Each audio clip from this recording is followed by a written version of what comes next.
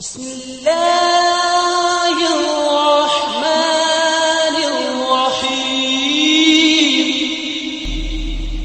برادران اسلام، آپ کو معلوم ہے کہ انسان دائرہ اسلام میں ایک کلمہ پڑھ کر داخل ہوتا ہے، اور وہ کلمہ بھی کچھ بہت زیادہ لمبا چوڑا نہیں ہے، صرف چند لفظ ہیں: لا الہ الا اللہ محمد الرسول اللہ، اللہ کے سوا کوئی خدا نہیں ہے، محمد صلی اللہ علیہ وسلم اللہ کے رسول ہیں۔ ان الفاظ کو زبان سے ادا کرتے ہی آدمی کچھ سے کچھ ہو جاتا ہے۔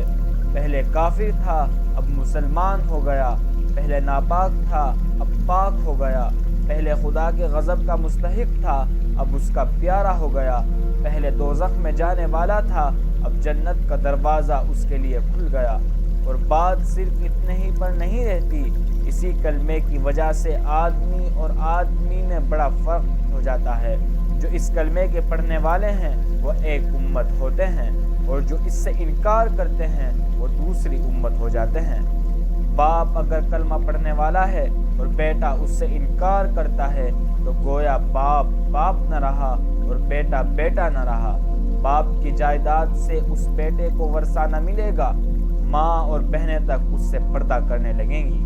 غیر شخص اگر کلمہ پڑھنے والا ہے اور اس گھر کی بیٹی بیاہتا ہے تو وہ اور اس کی اولاد تو اس گھر سے ورثہ پائے گی، مگر یہ اپنی سلب کا بیٹا صرف اس وجہ سے کہ کلمے کو نہیں مانتا غیروں کا غیر بن جائے گا۔ گویا یہ کلمہ ایسی چیز ہے جو غیروں کو ایک دوسرے سے ملا دیتی ہے اور اپنوں کو ایک دوسرے سے کاٹ دیتی ہے۔ حتیٰ کہ اس کلمے کا زور اتنا ہے کہ خون اور رحم کے رشتے بھی اس کے مقابلے میں کچھ نہیں۔ اب ذرا اس بات پر غور کرو کہ یہ اتنا بڑا فرق جو آدمی اور آدمی میں ہو جاتا ہے، یہ آخر کیوں ہوتا ہے؟ کلمے میں ہے کیا؟ صرف چند حرف ہی تو ہیں، لام، الف، ہا، میم، واو، سین اور ایسے ہی دو چار حروف، اور ان حرفوں کو ملا کر اگر منہ سے نکال دیا تو کیا کوئی جادو ہو جاتا ہے کہ آدمی کی کایا پلٹ جائے؟ آدمی اور آدمی میں کیا بس اتنی سی بات سے زمین و آسمان کا فرق ہو سکتا ہے؟ میرے بھائیو، تم ذرا سمجھ سے کام لوگے تو تمہاری عقل خود کہہ دے گی کہ فقط منہ کھولنے اور زبان ہلا کر چند حرف بول دینے کی اتنی بڑی تاثیر نہیں ہو سکتی۔ بت پرست مشرک تو ضرور سمجھتے ہیں کہ بس ایک منتر پڑھ دینے سے پہاڑ ہل جائے گا، زمین شق ہو جائے گی اور چشمے ابلنے لگیں گے، چاہے منتر کے معنی کی کسی کو خبر نہ ہو، کیونکہ وہ سمجھتے ہیں کہ ساری تاثیر بس حرفوں میں ہے۔ وہ زبان سے نکلے اور طلسمات کے دروازے کھل گئے، مگر اسلام میں یہ بات نہیں ہے۔ یہاں اصل چیز معنی ہے۔ الفاظ کی تاثیر معنوں سے ہے۔ معنی اگر نہ ہوں اور وہ دل میں نہ اتریں اور ان کے زور سے تمہارے خیالات، تمہارے اخلاق، تمہارے اعمال نہ بدلیں تو نرے الفاظ بول دینے سے کچھ بھی اثر نہ ہوگا۔ اس بات کو میں ایک موٹی سی مثال سے تمہیں سمجھاؤں۔ فرض کرو تمہیں سردی لگتی ہے، اگر تم زبان سے روئی لحاف پکارنا شروع کر دو تو سردی لگنی بند نہ ہوگی، چاہے تم رات بھر میں 1,00,000 تسبیح روئی لحاف کی پڑھ ڈالو۔ ہاں، اگر لحاف میں روئی بھروا کر اوڑھ لو گے تو سردی لگنی بند ہو جائے گی۔ فرض کرو کہ تمہیں پیاس لگ رہی ہے، اگر تم صبح سے شام تک پانی پانی پکارتے رہو تو پیاس نہ بجھے گی۔ ہاں، پانی کا ایک گھونٹ لے کر پی لو گے تو کلیجے کی ساری آگ فوراً ٹھنڈی ہو جائے گی۔ بس یہی حال کلمہ طیبہ کا بھی ہے۔ فقط 6-7 لفظ بول دینے سے اتنا بڑا فرق نہیں ہوتا کہ آدمی کافر سے مسلمان ہو جائے، ناپاک سے پاک ہو جائے، مردود سے محبوب بن جائے، دوزخی سے جنتی بن جائے۔ یہ فرق صرف اس طرح ہوگا کہ پہلے ان الفاظ کا مطلب سمجھو اور وہ مطلب تمہارے دل میں اتر جائے، پھر مطلب کو جان بوجھ کر جب تم ان الفاظ کو زبان سے نکالو تو تمہیں اچھی طرح یہ احساس ہو کہ تم اپنے خدا کے سامنے اور ساری دنیا کے سامنے کتنی بڑی بات کا اقرار کر رہے ہو، اور اس اقرار سے تمہارے اوپر کتنی بڑی ذمہ داری آ گئی ہے۔ پھر یہ سمجھتے ہوئے جب تم نے اقرار کر لیا تو اس کے بعد تمہارے خیالات پر اور تمہاری ساری زندگی پر اس کلمے کا قبضہ ہو جانا چاہیے۔ پھر تم کو اپنے دل و دماغ میں کسی ایسی بات کو جگہ نہ دینی چاہیے جو اس کلمے کے خلاف ہو۔ پھر تم کو ہمیشہ کے لیے بالکل فیصلہ کر لینا چاہیے کہ جو بات اس کلمے کے خلاف ہے وہ جھوٹی ہے اور یہ کلمہ سچا ہے۔ پھر زندگی کے سارے معاملات میں یہ کلمہ تمہارا حاکم ہونا چاہیے۔ اس کلمے کا اقرار کرنے کے بعد تم کافروں کی طرح آزاد نہیں رہے کہ جو چاہو کرو، بلکہ اب تم اس کلمے کے پابند ہو۔ جو وہ کہے اس کو کرنا پڑے گا اور جس سے وہ منع کرے اس کو چھوڑنا پڑے گا۔ اس طرح کلمہ پڑھنے سے آدمی مسلمان ہوتا ہے، اور اس طرح کلمہ پڑھنے کی وجہ سے آدمی اور آدمی میں اتنا بڑا فرق ہوتا ہے جس کا ذکر میں نے ابھی تم سے کیا۔ آؤ اب میں تمہیں بتاؤں کہ کلمے کا مطلب کیا ہے اور اس کو پڑھ کر آدمی کس چیز کا اقرار کرتا ہے، اور اس کا اقرار کرتے ہی آدمی کس چیز کا پابند ہو جاتا ہے۔ کلمے کے معنی یہ ہے کہ اللہ کے سوا کوئی اور خدا نہیں ہے اور حضرت محمد صلی اللہ علیہ وسلم اللہ کے رسول ہیں۔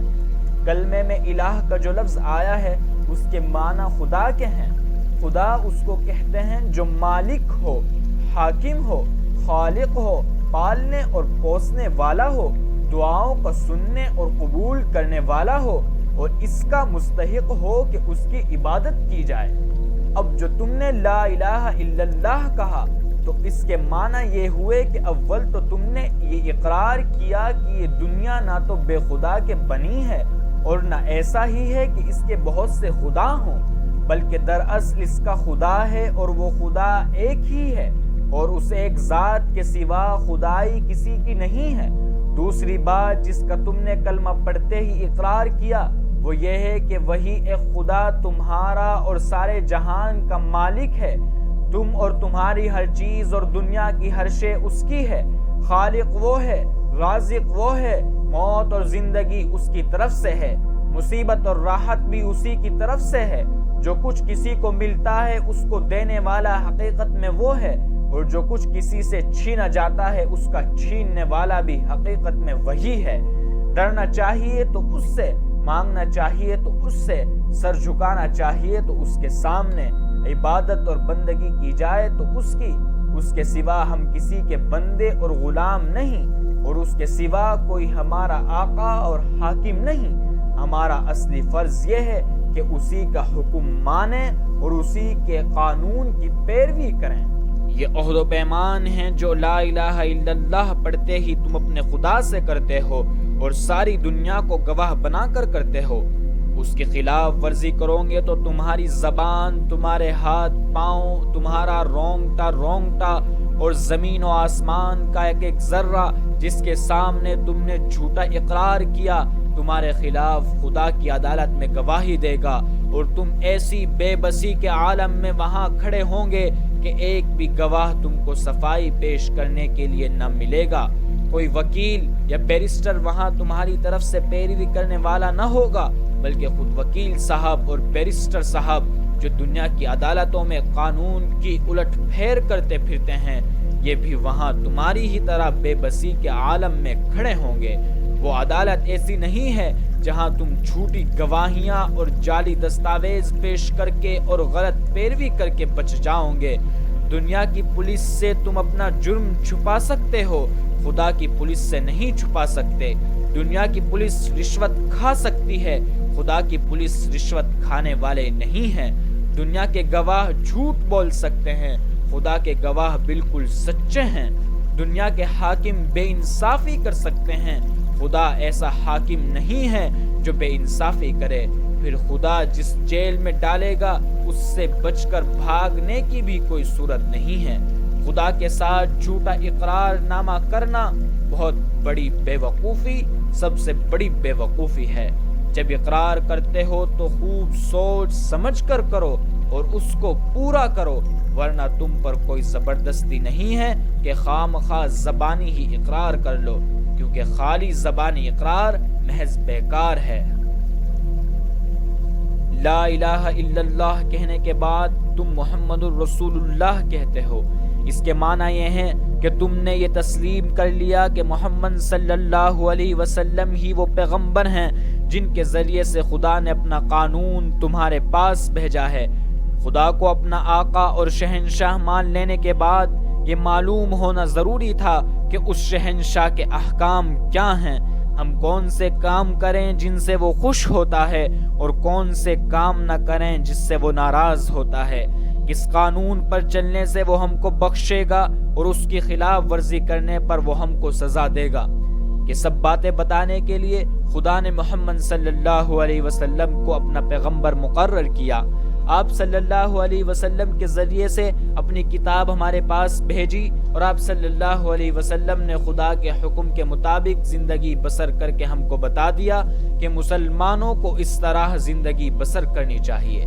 بس جب تم نے محمد الرسول اللہ کہا تو گویا اقرار کر لیا کہ جو قانون اور جو طریقہ حضور صلی اللہ علیہ وسلم نے بتایا ہے تم اسی کی پیروی کرو گے اور جو قانون اس کے خلاف ہے اس پر لعنت بھیجو گے۔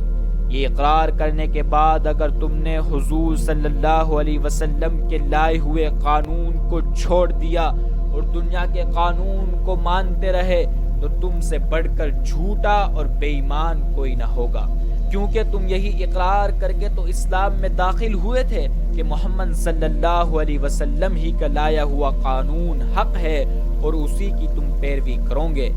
اسی اقرار کی بدولت تو تم مسلمانوں کے بھائی بنے، اسی کی بدولت تم نے باپ سے ورثہ پایا، اسی کی بدولت ایک مسلمان عورت سے تمہارا نکاح ہوا، اسی کی بدولت تمہاری اولاد تمہاری جائز اولاد بنی، اسی کی بدولت تمہیں یہ حق ملا کہ تمام مسلمان تمہارے مددگار بنے، تمہیں زکوٰۃ دیں، تمہاری جان و مال اور عزت و آبرو کی حفاظت کا ذمہ لیں، اور ان سب کے باوجود تم نے اپنا اقرار توڑ دیا۔ اس سے بڑھ کر دنیا میں کون سی بے ایمانی ہو سکتی ہے؟ اگر تم لا الہ الا اللہ محمد الرسول اللہ کے معنی جانتے ہو اور جان بوجھ کر اس کا اقرار کرتے ہو تو تم کو ہر حال میں خدا کے قانون کی پیروی کرنی چاہیے، خواہ اس کی پیروی پر مجبور کرنے والی کوئی پولیس اور عدالت اس دنیا میں نظر نہ آتی ہو۔ جو شخص یہ سمجھتا ہے کہ خدا کی پولیس اور فوج اور عدالت اور جیل کہیں موجود نہیں ہے اس لیے اس کے قانون کو توڑنا آسان ہے، اور گورنمنٹ کی پولیس، فوج، عدالت اور جیل موجود ہے اس لیے اس کے قانون کو توڑنا مشکل ہے، ایسے شخص کے متعلق میں صاف کہتا ہوں کہ وہ لا الہ الا اللہ محمد الرسول اللہ کا جھوٹا اقرار کرتا ہے، اپنے خدا کو، ساری دنیا کو، تمام مسلمانوں کو اور خود اپنے نفس کو دھوکہ دیتا ہے۔ بھائیوں اور دوستو، ابھی میں نے تمہارے سامنے کلمہ طیبہ کے معنی بیان کیے ہیں، ابھی اسی سلسلے میں ایک اور پہلو کی طرف تم کو توجہ دلاتا ہوں۔ تم اقرار کرتے ہو کہ اللہ تمہارا اور ہر چیز کا مالک ہے، اس کے کیا معنی ہیں؟ اس کے معنی یہ ہیں کہ تمہاری جان تمہاری اپنی نہیں، خدا کی ملک ہے، تمہارے ہاتھ اپنے نہیں، تمہاری آنکھیں اور تمہارے کان اور تمہارے جسم کا کوئی عضو تمہارا اپنا نہیں، یہ زمینیں جن کو تم جوتتے ہو، یہ جانور جن سے تم خدمت لیتے ہو، یہ مال و اسباب جن سے تم فائدہ اٹھاتے ہو، ان میں سے کوئی بھی چیز تمہاری نہیں، ہر چیز خدا کی ملک ہے اور خدا کی طرف سے عطیے کے طور پر تمہیں ملی ہے۔ اس بات کا اقرار کرنے کے بعد تمہیں یہ کہنے کا کیا حق ہے کہ جان میری ہے، جسم میرا ہے، مال میرا ہے اور فلاں چیز میری ہے اور فلاں چیز میری ہے؟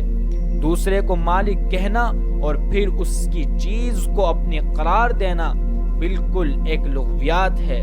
اگر در حقیقت یہ بات سچے دل سے مانتے ہو کہ ان سب چیزوں کا مالک خدا ہی ہے تو اس سے دو باتیں خود بخود تم پر لازم ہو جاتی ہیں۔ ایک یہ کہ جب مالک خدا ہے اور اس نے اپنی ملکیت امانت کے طور پر تمہارے حوالے کی ہے تو جس طرح مالک کہتا ہے اسی طرح تمہیں ان چیزوں سے کام لینا چاہیے۔ اس کی مرضی کے خلاف ان سے کام لیتے ہو تو دھوکہ بازی کرتے ہو۔ تم اپنے ان ہاتھوں اور پاؤں کو بھی اس کی پسند کے خلاف ہلانے کا حق نہیں رکھتے۔ تم ان آنکھوں سے بھی اس کی مرضی کے خلاف دیکھنے کا کام نہیں لے سکتے۔ تم کو اس پیٹ میں بھی کوئی ایسی چیز ڈالنے کا حق نہیں ہے جو اس کی مرضی کے خلاف ہو۔ تمہیں ان زمینوں اور ان جائیدادوں پر بھی مالک کے منشا کے خلاف کوئی حق حاصل نہیں ہے۔ تمہاری بیویاں جن کو تم اپنی کہتے ہو اور تمہاری اولاد جن کو تم اپنی کہتے ہو، یہ بھی صرف اس لیے تمہاری ہیں کہ تمہارے مالک کی دی ہوئی ہیں، لہٰذا تم کو ان سے بھی اپنی خواہش کے مطابق نہیں بلکہ مالک کے حکم کے مطابق ہی برتاؤ کرنا چاہیے۔ اگر اس کے خلاف کرو گے تو تمہاری حیثیت غاصب کی ہوگی۔ جس طرح دوسرے کی زمین پر قبضہ کرنے والے کو تم کہتے ہو کہ وہ بے ایمان ہے، اسی طرح اگر خدا کی دی ہوئی چیزوں کو تم اپنا سمجھ کر اپنی مرضی کے مطابق استعمال کرو گے یا خدا کے سوا کسی اور کی مرضی کے مطابق ان سے کام لو گے تو وہی بے ایمانی کا الزام تم پر بھی آئے گا۔ اگر مالک کی مرضی کے مطابق کام کرنے میں کوئی نقصان ہوتا ہے تو ہوا کرے، جان جاتی ہے تو جائے، ہاتھ پاؤں ٹوٹتے ہیں تو ٹوٹیں، اولاد کا نقصان ہوتا ہے تو ہو، مال و جائیداد برباد ہوتے ہوں تو ہوا کریں، تمہیں کیوں غم ہو؟ جس کی چیز ہے وہی اگر نقصان پسند کرتا ہے تو اس کو حق ہے۔ ہاں اگر مالک کی مرضی کے خلاف تم کام کرو اور اس میں کسی چیز کا نقصان ہو تو بلا شبہ تم مجرم ہوں گے، کیونکہ دوسرے کے مال کو تم نے خراب کیا۔ تم خود اپنی جان کے مختار نہیں ہو، مالک کی مرضی کے مطابق جان دو گے تو مالک کا حق ادا کر دو گے، اس کے خلاف کام کرنے میں جان دو گے تو یہ بے ایمانی ہوگی۔ دوسری بات یہ ہے کہ مالک نے جو چیز تمہیں دی ہے اس کو اگر تم مالک ہی کے کام میں صرف کرتے ہو تو کسی پر احسان نہیں کرتے، نہ مالک پر احسان ہے نہ کسی اور پر۔ تم نے اگر اس کی راہ میں کچھ دیا یا کچھ خدمت کی یا جان دے دی جو تمہارے نزدیک بہت بڑی چیز ہے، تب بھی کوئی احسان کسی پر نہیں کیا۔ زیادہ سے زیادہ جو کام تم نے کیا وہ بس اتنا ہی تو ہے کہ مالک کا حق جو تم پر تھا وہ تم نے ادا کر دیا۔ یہ کون سی ایسی بات ہے جس پر کوئی پھولے اور فخر کرے اور یہ چاہے کہ اس کی تعریفیں کی جائیں اور یہ سمجھے کہ اس نے کوئی بہت بڑا کام کیا ہے جس پر اس کی بڑائی تسلیم کی جائے؟ یاد رکھو کہ سچا مسلمان مالک کی راہ میں کچھ صرف کرنے یا کچھ خدمت کرنے کے بعد پھولتا نہیں ہے بلکہ خاکساری اختیار کرتا ہے۔ فخر کرنا کار خیر کو برباد کر دیتا ہے۔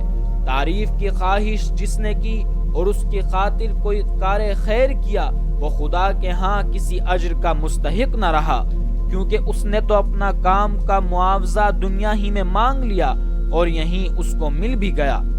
بھائیو، اپنے مالک کا احسان دیکھو کہ اپنی چیز تم سے لیتا ہے اور پھر کہتا ہے کہ یہ چیز میں نے تم سے خریدی ہے اور اس کا معاوضہ میں تمہیں دوں گا۔ قرآن میں ارشاد ہوتا ہے کہ ان اللہ اشتری من المؤمنین انفسهم واموالهم بان لهم الجنہ، اللہ نے ایمانداروں سے ان کی جانیں اور ان کے مال خرید لیے ہیں، اس معاوضے میں ان کے لیے جنت ہے۔ یہ تو مالک کا برتاؤ تمہارے ساتھ ہے۔ اب ذرا اپنا برتاؤ بھی دیکھو۔ جو چیز مالک نے تم کو دی تھی اور جس کو مالک نے پھر تم سے معاوضہ دے کر خرید بھی لیا، اس کو غیروں کے ہاتھ بیچتے ہو، نہایت ذلیل معاوضے لے لے کر بیچتے ہو۔ وہ مالک کی مرضی کے خلاف تم سے کام لیتے ہیں اور تم یہ سمجھ کر ان کی خدمت کرتے ہو کہ گویا رازق وہ ہیں۔ تم اپنے دماغ بیچتے ہو، اپنے ہاتھ پاؤں بیچتے ہو، اپنے جسم کی طاقتیں بیچتے ہو اور وہ سب کچھ بیچتے ہو جس کو خدا کے باغی خریدنا چاہتے ہیں۔ اس سے بڑھ کر بد اخلاقی اور کیا ہو سکتی ہے؟ بیچی ہوئی چیز کو بیچنا قانونی اور اخلاقی جرم ہے۔ دنیا میں اس پر دغا بازی اور فریب دہی کا مقدمہ چلایا جاتا ہے۔ کیا تم سمجھتے ہو کہ خدا کی عدالت میں اس پر مقدمہ نہیں چلایا جائے گا؟